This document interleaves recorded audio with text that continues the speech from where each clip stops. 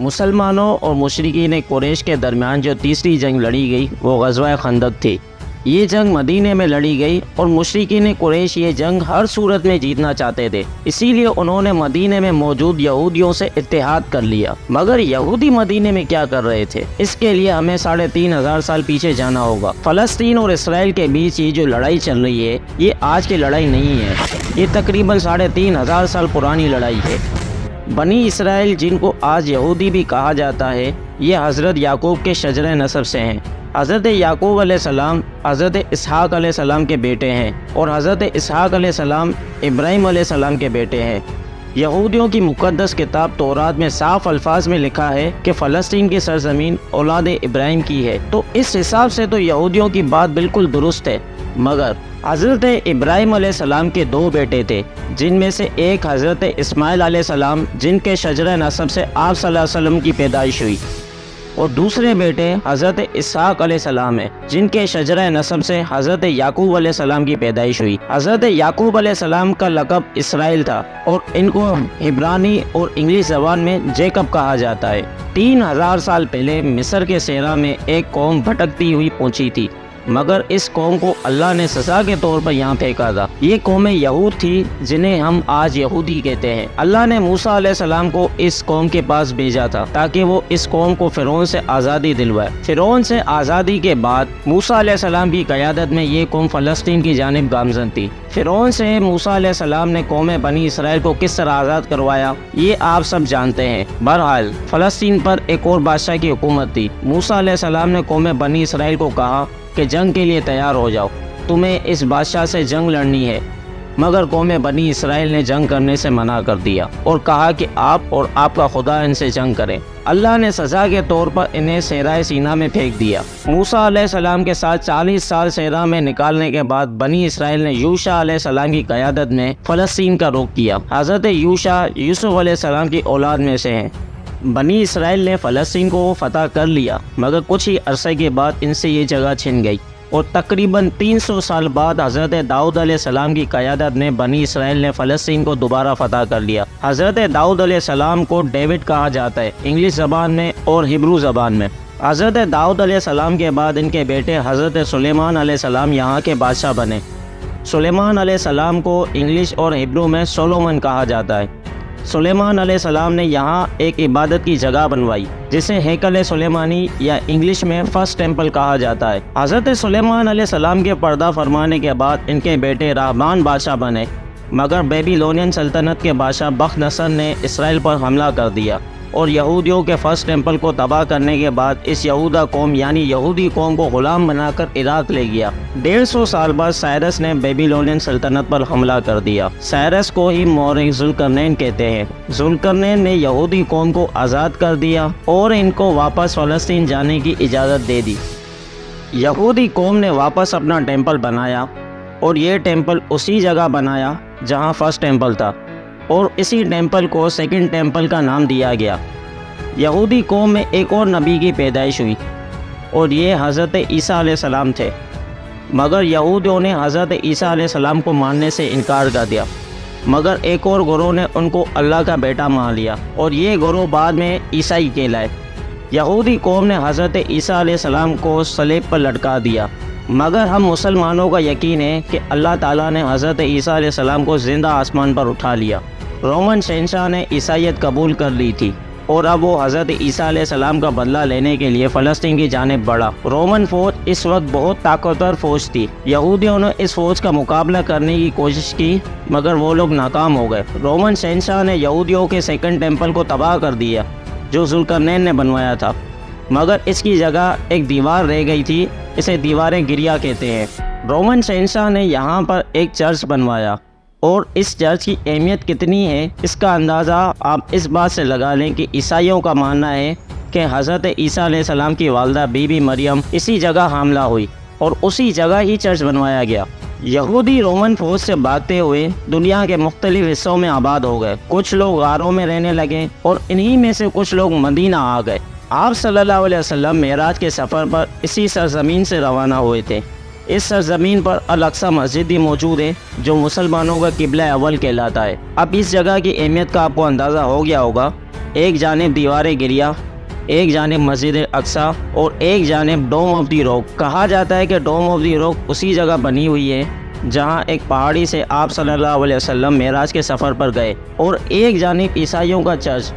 اتنے چھوٹے سے ایریا میں 3 مذاہب کی اتنی اہم عبادت گاہ یہاں موجود ہیں۔ 600 سال تک فلسطین پر حکومت کرنے کے بعد خلیفہ دوم حضرت عمر بن خطاب کے دور میں فلسطین کو دوبارہ فتح کر لیا گیا، مگر مسلمانوں نے فلسطین کو فتح کرنے کے بعد یہاں کوئی تباہی نہیں کی بلکہ سب کو امان دی، اور خلیفہ دوم نے عیسائی اور یہودی قوم کو بھی عبادت کرنے کی اجازت دی۔ عباسی خلافت کے دوران عیسائیوں نے اپنا ایک اتحاد بنایا، دی کروسیڈرز، یعنی جو صلیبی جنگیں لڑتے ہوں۔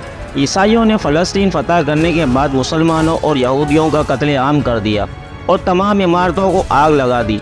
90 سال عیسائیوں نے فلسطین پر حکومت کی، مگر صلاح الدین ایوبی نے فلسطین کو دوبارہ فتح کر لیا اور عیسائیوں اور یہودیوں کو عبادت کرنے کی بھی اجازت دے دی۔ فلسطین پھر مسلم سلطنت مملوکوں کے ہاتھ میں گیا اور وہیں سے عثمانیوں کے ہاتھ میں گیا۔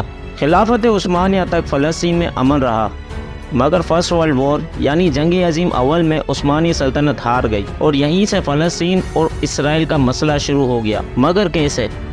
دراصل جنگ عظیم اول میں برٹشرز عثمانیوں کو ہرا نہیں پا رہے تھے۔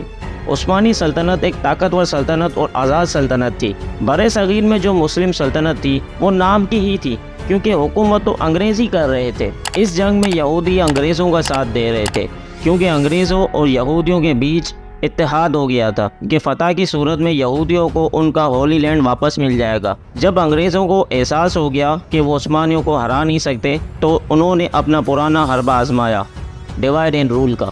برٹش گورنمنٹ نے لارنس آف عربیہ کو عربوں کے پاس بھیجا اور اس نے عربوں کو کنونس کیا کہ عثمانی ترک قوم ہے اور آپ لوگ عرب، اگر آپ ہمارا ساتھ دیتے ہیں تو ہم آپ کو اس خطے کی حکمرانی دے دیں گے اور خلافت بھی عربوں کو دیں گے۔ جنگ عظیم اول کے وقت خلافت عثمانیوں کے پاس تھی اور عثمانی سلطان کو خلیفہ کہا جاتا تھا، مگر اب عرب خلیفہ بھی عربوں سے چاہتے تھے، اسی لیے انہوں نے عثمانی خلافت کے خلاف انگریزوں کا ساتھ دیا۔ عربوں نے حجاز کا کنٹرول اپنے ہاتھ میں لے لیا اور عثمانیوں کو وہاں سے نکال دیا۔ اب ٹاپک پہ واپس آتے ہیں۔ عثمانی سلطنت اندرونی سازشوں کی وجہ سے یہ جنگ ہار گئی اور ٹکڑے ٹکڑے ہو گئی، مگر اب فلسطین کی سرزمین پر انگریزوں کا قبضہ تھا۔ جنگ کے وقت یہودی یورپ میں آباد تھے اور نہ ان کو سٹیزن شپ دی گئی تھی اور نہ کوئی حقوق حاصل تھے۔ اس کی یہ وجہ تھی کہ عیسائی لوگ یہودیوں سے بہت نفرت کرتے تھے۔ یہودی یورپ میں سود کا کاروبار کرتے تھے۔ عیسائی اور مسلم میں اس وقت سود کو حرام سمجھا جاتا تھا اور اسی لیے عیسائی اس کاروبار کرنے والے لوگوں سے بھی نفرت کرتے تھے۔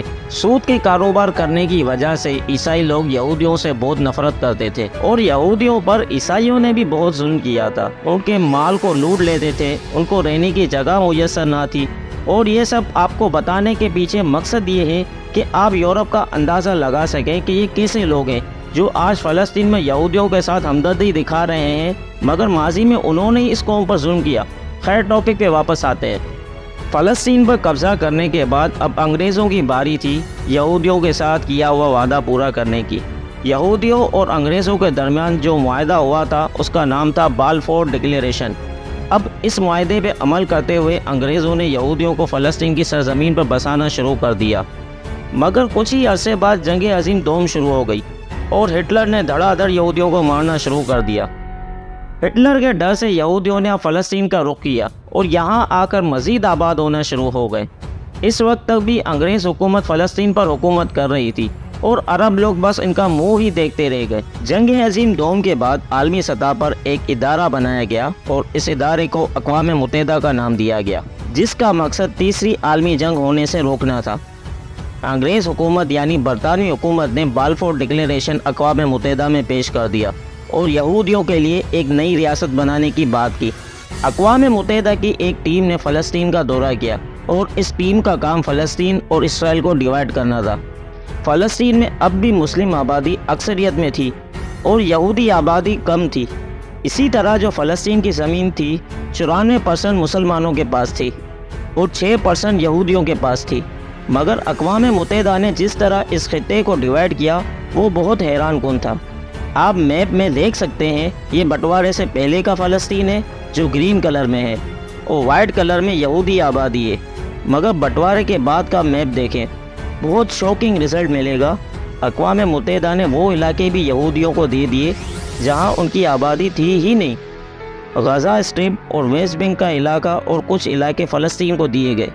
اقوام متحدہ کے فیصلے کو عرب ملکوں نے ریجیکٹ کر دیا تھا، مگر اقوام متحدہ میں برٹش اور امریکہ کی لابنگ سے یہ فیصلہ پاس کروا لیا گیا اور 1948 میں اسرائیل کو ایک ملک بنا دیا گیا۔ مگر جیروسلم کو اقوام متحدہ نے اپنے انڈر رکھا، وہ نہ فلسطین کو دیا گیا اور نہ اسرائیل کو۔ آزادی سے پہلے کا اسرائیل دیکھ لیں اور آزادی کے بعد کا اسرائیل دیکھ لیں، پوری ناانصافی کے ساتھ فلسطین کے ٹکڑے کیے گئے۔ برٹش گورنمنٹ کے جانے کے فوراً بعد ہی عرب ملکوں نے اتحاد بنا کر اسرائیل پر حملہ کر دیا۔ اپنی آزادی کے اگلے ہی دن ان کو جنگ لڑنا پڑ گئی۔ اس عرب اتحاد کی قیادت سعودی عربیہ نے کی اور اتحادیوں میں یمن، لبنان، جارڈن، سیریا اور ایجپٹ تھے۔ مگر حیران کن طور پر اسرائیل نے اس عرب اتحاد کو شکست دے دی، اور جو اقوام متحدہ نے اسرائیل کو زمین دی تھی، اس سے بھی زیادہ زمین پر اسرائیل قبضہ کر لیتا ہے۔ 1967 میں عرب ملکوں نے ایک بار پھر اسرائیل پر حملہ کیا۔ اسے 6 ڈے وار کہا جاتا ہے، مگر پھر اسرائیل ان عرب ملکوں کو ہرا دیتا ہے۔ غزہ اسٹرپ، ویسٹ بینک اور اس کے علاوہ ایجپٹ کے اس خطے پر بھی قبضہ کر لیتا ہے۔ 1964 میں عرب ممالک نے فلسطین کی آزادی کے لیے ایک تنظیم بنائی جس کو PLO کا نام دیا گیا، پیلسٹینین لبریشن آرگنائزیشن۔ PLO ایک عسکری اور سیاسی تنظیم تھی اور اس کی سربراہی ایک فلسطینی رہنما یاسر عرفات کو دی گئی۔ اسرائیل اور امریکہ نے اسے دہشت گرد تنظیم قرار دے دیا تھا، مگر عرب ممالک کی کاوشوں سے اقوام متحدہ میں اسے ایکسیپٹ کر لیا گیا۔ یہ تنظیم اقوام متحدہ میں فلسطینیوں کی نمائندہ تھی۔ 1973 میں بھی ایک عرب اسرائیل جنگ ہوئی اور نتیجہ وہی آیا، اسرائیل پھر جیت گیا۔ 1979 میں ایجپٹ اسرائیل کو تسلیم کر لیتا ہے اور اس کے ساتھ اپنے تعلقات درست کرتا ہے۔ امریکہ کی مہربانی سے مصر سے جو علاقہ چھینا تھا وہ اسرائیل ان کو واپس کر دیتا ہے، مگر مصری وزیر اعظم کو اس حرکت کی قیمت چکانا پڑی، وہ بھی اپنی جان دے کر۔ ایک مصری گروپ نے ان کی جان لے لی۔ اسرائیل اب فلسطین کی زمین پر غیر قانونی آبادی بھی کروانا شروع کر دیتا ہے۔ یہ آبادی زیادہ تر ویسٹ بینک کے ایریا میں کی جاتی ہے، جو کہ براہ راست اقوام متحدہ کی پالیسی کی خلاف ورزی تھی۔ 1992 میں ایک اسرائیلی وزیر اعظم یٹزک رابین فلسطینی تنظیم PLO کو مان لیتے ہیں کہ یہ دہشت گرد تنظیم نہیں ہے، وہ بس اپنا ملک چاہتے ہیں، ہمیں ان کو اپنا ملک دے دینا چاہیے۔ اسرائیلی وزیر اعظم اور یاسر عرفات کے بیچ امن معاہدہ ہوا اور تاریخ میں پہلی بار تھا کہ اسرائیل فلسطین تنازع حل ہوتا دکھائی دیا۔ یہ امن معاہدہ ناروے کے شہر اوسلو میں ہوا، اسی لیے اسے اوسلو اکارڈ کہا جاتا ہے۔ اس معاہدے کے اندر کچھ شرائط یہ تھی کہ اسرائیل اور فلسطین ایک دوسرے کو تسلیم کر لیں گے، ویسٹ بینک اور غزہ پٹی فلسطین کو واپس دے دی جائے گی اور ساتھ ہی فلسطین کی سیکیورٹی اسرائیل کے پاس ہوگی، اور یاسر عرفات فلسطین کے پہلے صدر بنیں گے۔ مگر اسرائیلی اور فلسطینی عوام نے اس معاہدے کو ریجیکٹ کر دیا اور اسرائیل میں تو احتجاج تک شروع ہو گئے، اور آپ کو جان کر حیرانی ہوگی کہ اسرائیل کا ابھی کا وزیر اعظم بھی اس احتجاج میں شریک تھا۔ فلسطینی عوام میں PLO کی جو مقبولیت تھی وہ بھی کم ہو گئی تھی، اور PLO کی جگہ اب ان کی حمایت حماس کی جانب تھی۔ اب یہ حماس کہاں سے آ گیا؟ حماس دراصل اسرائیل کی مدد سے بنی ہوئی تنظیم ہے۔ شوق لگانا آپ کو؟ اب یہ دیکھیں، جس وقت PLO آپریٹ کر رہی تھی اس وقت ایک اور فلاحی تنظیم اخوان المسلمون یعنی مسلم برادرہوڈ، یہ بھی غزہ پٹی میں کام کر رہی تھی، مگر یہ تنظیم عسکری تنظیم نہیں تھی، یہ بس اسلامی تعلیمات اور لوگوں کی فلاح و بہبود کے لیے کام کر رہی تھی۔ اسی لیے اسرائیلی حکومت اور فوج اس تنظیم کو فنڈنگ بھی کرتے تھے تاکہ یہ لوگ مساجد، مدرسے اور فلاح کے کام کر سکیں، اور اس تنظیم کے سربراہ شیخ احمد یاسین تھے۔ 1987 میں PLO اور اسرائیلی فوج میں غزہ پٹی پر لڑائیاں جاری تھیں۔ یہ لڑائی مگر الگ قسم کی لڑائی تھی، اس میں عام فلسطینی بھی شامل ہو گئے تھے، ان پر پتھر پھینکے جاتے تھے۔ اسرائیل نے جواب میں 80,000 کی فوج غزہ پٹی میں داخل کر دی، لیکن تاریخ میں پہلی بار تھا کہ اسرائیلی بیک فٹ پر آ گئے تھے، کیونکہ اسرائیلی فوج عام لوگوں میں اور PLO کے مجاہدین میں کوئی فرق نہیں کر پا رہی تھی۔ اسے فرسٹ انتفاضہ کہا جاتا ہے۔ یہ دسمبر 1987 سے شروع ہوا تھا اور سپٹمبر 1993 میں اوسلو اکارڈ کے بعد ختم ہوا۔ یہ احتجاج 6 سال چلا۔ اسی احتجاج کے بیچ مسلم برادرہوڈ کے سربراہ شیخ احمد یاسین نے بھی اس میں اپنا حصہ ڈالنے کے لیے ایک میٹنگ بلوائی، اور اس میٹنگ میں اس احتجاج میں عام لوگوں کو سپورٹ کرنے کی بات کی گئی۔ ان کا ماننا تھا کہ اگر آج ہم ان کے ساتھ کھڑے نہیں ہوں گے تو لوگوں میں غلط میسج جائے گا، مگر ان کا ماننا تھا کہ اسلحے کے ساتھ اس احتجاج کا حصہ نہیں بننا چاہیے۔ مگر ان کی لیڈرشپ نے ایک کام کیا کہ مسلم برادرہوڈ سے ایک اور ونگ نکالا اور اس کا نام رکھا حرکت المقاومہ الاسلامیہ، اور اسی کو شارٹ کر کے آج پکارا جاتا ہے حماس، اور اس کی قیادت اسماعیل ہانیہ کو دی گئی۔ حماس جب شروع میں بنی تو اسرائیلی حکومت نے PLO کا اثر و رسوخ ختم کرنے کے لیے حماس کا بھرپور ساتھ دیا۔ وہی انگریزوں والی چال ڈیوائڈ اینڈ رول، مگر یہ چال مستقبل میں ان کے ہی گلے پڑنے والی تھی۔ رون پول فارمر ریپبلکن کانگریس مین نے یہ بات قبول کی کہ حماس کو اسرائیلیوں نے بنایا، اور اسے اس لیے بنایا گیا تاکہ PLO کو کاؤنٹر کیا جا سکے۔ was encouraged and really started by Israel because they wanted Hamas to counteract Yasser Arafat. Yasir Arafat نے بھی اس بات کو تسلیم کیا تھا کہ حماس کو اسرائیلی حکومت نے بنایا تاکہ PLO کو کمزور کیا جا سکے، اور اسرائیلی حکومت حماس کو فنڈنگ بھی کرتی تھی۔ بعد میں حماس نے اسرائیلی حکومت کو تگنی کا ناچ نچا دیا تھا۔ حماس کی لگاتار کارروائیوں سے PLO کی سپورٹ اب عوام میں باقی نہیں رہی تھی۔ سال 2000 میں اسرائیلی وزیر اعظم نے یروشلم کا دورہ کیا، اور 1000 گارڈ کے ساتھ وہ آیا تھا۔ اس نے یروشلم کو اسرائیل کا حصہ قرار دے دیا، جس کی وجہ سے دوبارہ احتجاج شروع ہو گئے، اور یہ احتجاج 5 سال چلے، جس کا فائدہ یہ ہوا کہ اسرائیلی حکومت بیک فٹ پر آ گئی۔ اس نے غزہ پٹی سے یہودی آبادی کو ختم کر دیا، اور اس احتجاج میں حماس کا بہت اہم کردار تھا۔ اسے سیکنڈ انتفاضہ کہا جاتا ہے۔ اس انتفاضہ کے بعد غزہ پٹی میں یہودیوں کی آبادی ختم ہو گئی تھی۔ 2005 میں یاسر عرفات کی موت کے بعد محمود عباس کو اس پارٹی کا سربراہ بنایا جاتا ہے، اور 2006 میں ویسٹ بینک اور غزہ پٹی میں الیکشن کروائے جاتے ہیں۔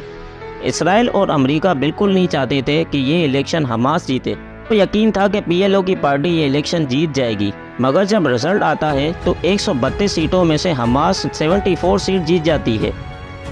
الیکشن جیتنے کے بعد اب اسرائیلی حکومت نے حماس کے آگے شرائط رکھ دی کہ وہ سب سے پہلے اسرائیل کو تسلیم کرے، مگر حماس نے صاف انکار کر دیا۔ اسی لیے اسرائیلی حکومت نے حماس کو اقتدار میں آنے نہیں دیا، یہاں تک کہ اسرائیلی حکومت جو فلسطینیوں سے ٹیکس وصول کرتی تھی وہ بھی حماس کو دینے سے انکار کر دیا۔ اقوام متحدہ بھی جو فلسطینیوں کو مدد بھیجتا تھا وہ بھی اسرائیل نے روک دی تھی۔ اسی بیچ PLO اور حماس کے بیچ لڑائی ہو جاتی ہے، اسے بیٹل آف غزہ کہا جاتا ہے۔ PLO نے حماس کو ویسٹ بینک سے نکال دیا، اور حماس نے PLO کو غزہ پٹی سے نکال دیا۔ تب سے آج تک یہی صورتحال ہے، غزہ پٹی حماس کے کنٹرول میں ہے، اور ویسٹ بینک PLO اور اسرائیلی حکومت کے کنٹرول میں ہے۔ حماس کو عرب ملکوں کی حمایت بھی حاصل ہے، خاص کر قطر اور ایران، یہ ان کی مالی اور عسکری مدد کرتے ہیں۔ مگر غزہ پٹی چاروں طرف سے بلاک کی ہوئی ہے۔ غزہ پٹی کو آپ دیکھیں تو یہ ایک طرف سمندر جہاں اسرائیلی نیوی موجود ہے، دوسری جانب ایجپٹ ہے جس نے اپنا بارڈر بند کیا ہوا ہے، اور 2 جانب اسرائیلی بارڈر ہیں جن کو خاردار تاروں سے بلوکیٹ کر کے نہتے فلسطینیوں کو محصور کر دیا ہے۔ فلسطینی کسی بھی جانب جا ہی نہیں سکتے کیونکہ چاروں طرف سے ان کا گھیراؤ کیا جا چکا ہے۔ غزہ پٹی میں موجود فلسطینیوں کو جو بجلی، پانی، کھانا، یہ سب اسرائیل دیتا ہے، جو کہ آج کی تاریخ میں بند کر دیا گیا ہے، کیونکہ حماس نے اسرائیل پر 5000 راکٹ فائر کیے تھے، اور جواب میں اسرائیلی حکومت نے میزائل فائر کر دیے۔ لیکن یہ حماس کے پاس راکٹ آتے کہاں سے ہیں؟ دراصل حماس نے غزہ پٹی کے اندر سرنگوں کا ایک جال بچھایا ہوا ہے۔ یہ سرنگیں مصر میں نکلتی ہیں، وہاں سے یہ راکٹ بنانے کا سامان خرید کر غزہ پٹی میں لے آتے ہیں۔ آپ 2006، 2008، 2009، 2012، 2014، 2018، 2019، 2021، 2022 اور 2023 کے سال کو دیکھ لیں، تقریباً ہر سال حماس نے اسرائیل پر حملہ کیا ہے۔ اگر 2023 کے حملے کو بھی ہم دیکھیں تو یہ بھی راکٹ کے ذریعے کیے گئے حملے ہیں، مگر اسرائیلی حکومت نے بھی ان راکٹ کے جواب میں آئرن ڈوم بنایا ہوا ہے۔ اب یہ آئرن ڈوم آخر کیا بلا ہے؟ یہ ایک ایسا سسٹم ہے جو حماس کے راکٹ کو ہوا میں ہی ناکارہ کر دیتا ہے، مگر اس کی بھی ایک کیپیسٹی ہے، اور حماس یہ بات جانتا ہے، اسی لیے حماس ایک ساتھ 4 سے 5000 راکٹ فائر کرتا ہے۔ آئرن ڈوم اگر اسے پکڑ بھی لے تو سارے راکٹ ناکارہ نہ ہو۔ حماس کے حملے کے جواب میں اسرائیل بھی جوابی حملہ کرتا ہے، دونوں جانب سویلینز مارے جا رہے ہیں۔ حال ہی میں جو 5000 راکٹ فائر کیے گئے ہیں، یہ اسی وجہ سے ایک ساتھ کیے گئے تاکہ آئرن ڈوم خود ناکارہ ہو جائے، اور ایسا ہی ہوا۔ اور ساتھ میں حماس نے اپنے جنگجو بھی میدان میں اتار دیے، جنہوں نے کافی اسرائیلیوں کو مارا اور کچھ کو گرفتار کر کے غزہ پٹی میں لے آئے۔ مگر کیا حماس نہیں جانتا تھا کہ اسرائیلی جواب بھی آئے گا اور اس میں معصوم فلسطینی بھی مارے جائیں گے؟ تو اس کا جواب ہے جی ہاں، حماس جانتا تھا، مگر حماس چاہتا تھا کہ اسرائیل خود اپنی فوج کے ساتھ غزہ پٹی میں داخل ہو۔ اگر اسرائیلی فوج غزہ پٹی میں داخل ہو جاتی تو حماس کیسے اس کا مقابلہ کرتا؟ تو اس کا جواب ہے سرنگوں کی جنگ۔ اگر آپ امریکہ اور ویتنام کی جنگ دیکھیں تو ویتنام امریکہ کے مقابلے میں بہت چھوٹا ملک تھا، نہ جدید ہتھیار نہ جدید ٹیکنالوجی، مگر پھر بھی ویتنام نے امریکہ کو اپنے ملک سے بھگا دیا اور امریکہ کو شکست کھانا پڑی۔ وہ اس لیے کہ ویتنامی جنگجوؤں نے سرنگوں کی جنگ کی تھی۔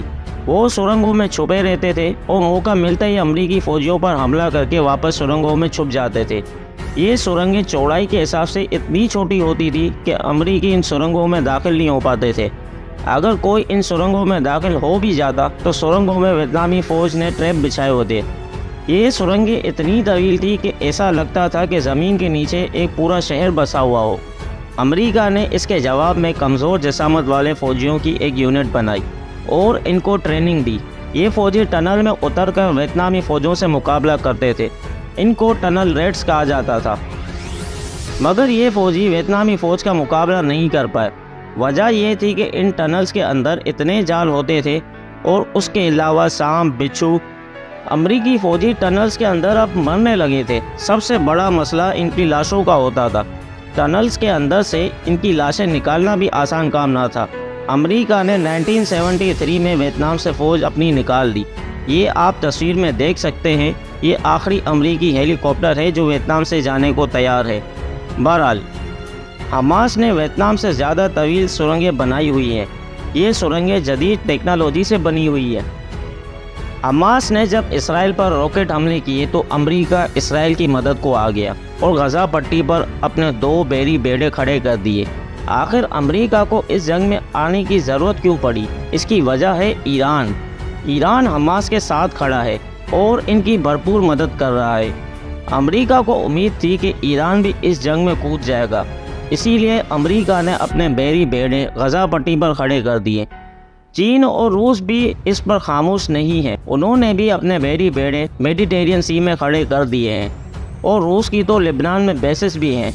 اب آپ کو اندازہ ہو گیا ہوگا کہ یہ جنگ کتنی ہولناک ہو سکتی ہے۔ روس اور ایران چاہتے ہیں کہ امریکہ فلسطین اسرائیل جنگ میں مصروف رہے، مگر امریکہ اس معاملے کو طول نہیں دینا چاہتا۔ وہ جلد از جلد اس معاملے کو نپٹانا چاہے گا، مگر کیا اسرائیل غزہ پٹی کے اندر گھس کر اس کو فتح کر لے گا؟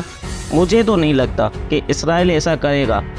اس کی وجہ یہ ہے کہ اگر اسرائیل حماس کو ختم بھی کر دیتا ہے اور غزہ پٹی اور ویسٹ بینک کو اسرائیل کے اندر شامل کر کے اسے بھی اسرائیل کا حصہ قرار دے دیتا ہے، تو پھر عام فلسطینی شہریوں کا اسرائیل کیا کرے گا؟ کیا وہ ان کو اسرائیل میں رکھ کر ان کو اسرائیلی شہریت اور حقوق دے گا؟ ہرگز نہیں، کیونکہ اگر فلسطینیوں کو اسرائیلی شہریت مل گئی اور ان کو ووٹ دینے کا رائٹ بھی مل گیا تو یہ اسرائیل کے حق میں بہتر نہیں ہوگا۔ اسرائیل کبھی بھی فلسطینی شہریوں کو رائٹ ٹو ووٹ نہیں دے گا، تو پھر غزہ میں جو ابھی حالات ہیں وہ کیسے نارمل ہوں گے؟ تو اس کا جواب ہے دنیا کی بڑی طاقتیں اسرائیل اور حماس کو سیز فائر پر مجبور کریں گی، مگر یہ آنے والے دنوں میں تھوڑا کلیئر ہوگا کہ یہ جنگ کس جانب جائے گی۔ میرے خیال میں آپ کو بہتر سمجھ آ گیا ہوگا کہ اسرائیل پیلسٹائن تنازع ہے کیا۔ آنے والے دنوں میں اگر کچھ اپڈیٹس ملتی ہیں تو ہم آپ کو ضرور آگاہ کریں گے۔